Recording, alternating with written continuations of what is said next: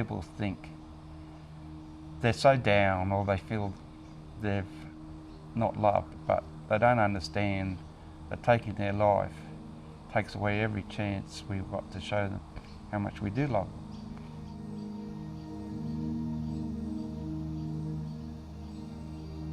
Tom was a very giving sort of kid, very full of life, you know, very affectionate. You know, when he was really young, he wouldn't let you go unless he gave you a hug. I think as he grew older that he realised the world wasn't as nice as he thought it was, you know. I used to go to him all the time, ask him how he's going. He'd say, "Hey, I'm fine, Dad," you know. But I think a lot of the times that was a front, you know.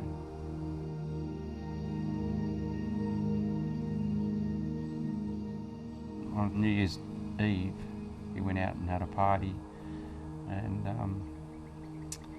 something in it really troubled him. He just felt really rejected by everyone. I think he just got himself into a mindset that no one loved him and no one cared about him. He'd come home and he was upset. He was pretty upset, but then we hugged him and seemed to calm down, and then hard as it is to believe, he'd been planning to take his life. His best friend came over and said, "I can't get on to Tom, you know, do you know what's happening?"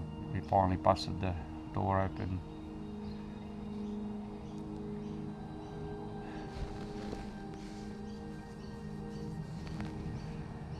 I couldn't get over, I was thinking this the other day, the finality of it all, because there was no coming back from that, you know.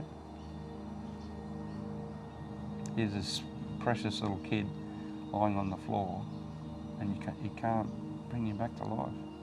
Everything about him was, to me, he was just, he was our little Tom.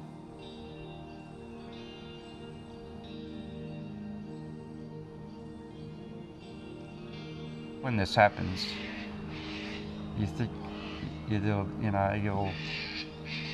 the worst person in the world to allow this to happen, that no one else could have, you know, failed like my wife and me, you know, and that we've the worst parents in the world.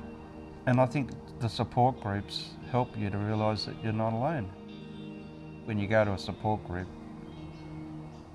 people can share on a level where they understand where you're coming from because they've been there. If they haven't gone through it, they can't sit there and say, "Oh, that's really sad. Oh, I can understand that must be really hard." They don't understand. It's the most, I can't think of anything more devastating, you know? And the way through it is to keep talking about it, and to keep talking about it with people that'll understand where you're coming from because they've been there. One of the ladies in the support group said, she said, "The grief won't go away, but you'll build a life around it."